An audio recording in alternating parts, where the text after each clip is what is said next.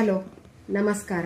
ದೇಹಾತ್ಮ ಬಂಧುಗಳಿಗೆ ಬ್ರಹ್ಮರ್ಷಿ ಪಿತಾಮಹ ಸುಭಾಷ್ ಪತ್ರಿಜಿ ಅವರು ಪಿರಮಿಡ್ ಧ್ಯಾನ ಕೇಂದ್ರಗಳನ್ನು ಸ್ಥಾಪಿಸಿದವರು. ಕಬ್ಬಿಣ ಮತ್ತು ಅಯಸ್ಕಾಂತ ಒಂದನ್ನೊಂದು ಆಕರ್ಷಿಸುವ ಹಾಗೆ ಪ್ರತಿ ಕ್ಷಣ ಆಕಾಶದಿಂದ ಬರುವ ಕಾಸ್ಮಿಕ್ ಎನರ್ಜಿಯನ್ನು ಪಿರಮಿಡ್ಗಳು ಆಕರ್ಷಿಸುತ್ತವೆ. ಪಿರಮಿಡ್ ಶೇಪ್ ಗೋಲ್ಡನ್ ಆ್ಯಂಗಲ್ನಲ್ಲಿ ಇರುತ್ತದೆ, ಅಂದರೆ 51 ಡಿಗ್ರಿ 51 ಮಿನಿಟ್ಸ್ ಇರುತ್ತದೆ. ಅದಕ್ಕಾಗಿ ಪಿರಮಿಡ್ಗಳಲ್ಲಿ ಧ್ಯಾನ ಮಾಡುವುದರಿಂದ ಕಾಸ್ಮಿಕ್ ಶಕ್ತಿ ಅರ್ಥಾತ್ ವಿಶ್ವ ಚೈತನ್ಯ ಶಕ್ತಿ ಹೆಚ್ಚಾಗಿ ದೊರೆಯುತ್ತದೆ.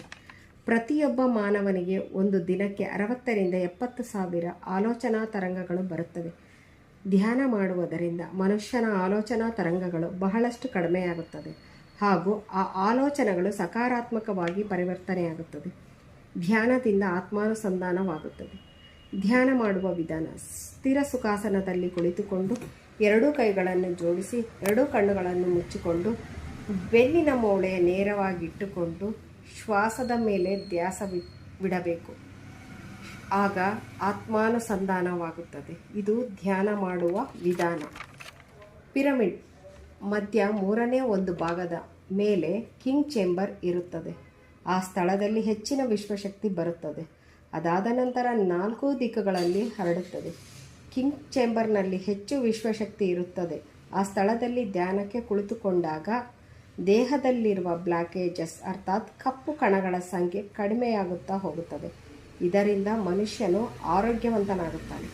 ಮನುಷ್ಯನ ವಯಸ್ಸು ಎಷ್ಟು ಇರುತ್ತದೆಯೋ ಅಷ್ಟು ನಿಮಿಷಗಳ ಕಾಲ ಧ್ಯಾನ ಮಾಡಬೇಕು. ಹುಣ್ಣಿಮೆಯ ದಿನ ಭೂಮಿಯ ಮೇಲೆ ಕಾಸ್ಮಿಕ್ ಎನರ್ಜಿ ಹೆಚ್ಚಾಗಿ ಬರುತ್ತದೆ. ಪಿರಮಿಡ್ನಲ್ಲಿ ಹೆಚ್ಚು ವಿಶ್ವಶಕ್ತಿ ಇರುತ್ತದೆ. ಅದಕ್ಕಾಗಿ ಧ್ಯಾನಿಗಳು ಹುಣ್ಣಿಮೆಯ ದಿನ ಪಿರಮಿಡ್ನಲ್ಲಿ ರಾತ್ರಿ ಧ್ಯಾನಕ್ಕೆ ಕೂಡುತ್ತಾರೆ. ಧ್ಯಾನಕ್ಕೆ ಕುಳಿತಿರುವ ಮನುಷ್ಯನಿಗೆ ವಿಶ್ವ ಚೈತನ್ಯ ಶಕ್ತಿಯ ತರಂಗಗಳು ದೇಹವನ್ನು ಪ್ರವೇಶಿಸಿದಾಗ ಆ ಶಕ್ತಿಯ ತರಂಗಗಳು ದೇಹಕ್ಕೆ ಪ್ರವೇಶಿಸಿದಾಗ ದೇಹ ತೂಗುತ್ತದೆ. ತಲೆಯ ಮಧ್ಯ ಭಾಗದಲ್ಲಿ ಭಾರವೆನಿಸುತ್ತದೆ. ಇನ್ನೂ ಅನೇಕ ಅನುಭವಗಳು ಆಗುತ್ತದೆ. ಧ್ಯಾನ 3 ವರ್ಷದ ಮಗುವಿನಿಂದ ಪ್ರಾರಂಭಿಸಬಹುದು. ಧ್ಯಾನದಿಂದ ನಮ್ಮ ಮೆದುಳು ಪ್ರಶಾಂತವಾಗಿರುತ್ತದೆ.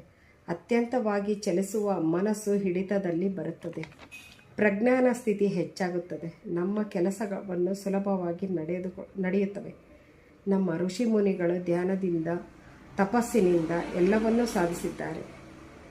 ಶಿವ, ವೆಂಕಟೇಶ್ವರ, ಆಂಜನೇಯ, ಸಕಲ ದೇವಾನುದೇವತೆಗಳು, ಗುರು ಮುನಿಗಳು ಧ್ಯಾನದ ಸ್ಥಿತಿಯಲ್ಲಿದ್ದಾರೆ. ಈಗಿನ ಕೆಲಸದ ಒತ್ತಡಗಳನ್ನು ತಡೆದುಕೊಳ್ಳುವ ಶಕ್ತಿ ಮೆದುಳಿಗೆ ಬೇಕು. ಮೆದುಳು ಶಾಂತವಾಗಿದ್ದಾಗ ಮಾತ್ರ ನೆಮ್ಮದಿಯ ಜೀವನ ಸಾಗಿಸಲು ಸಾಧ್ಯ. ಅದಕ್ಕಾಗಿ ಮಾನವರಿಗೆ ಧ್ಯಾನದ ಮಾರ್ಗನೇ ಅತ್ಯಂತ ಸುಲಭ. Thank you. ನಮಸ್ಕಾರ. Thank you universe. Thank you.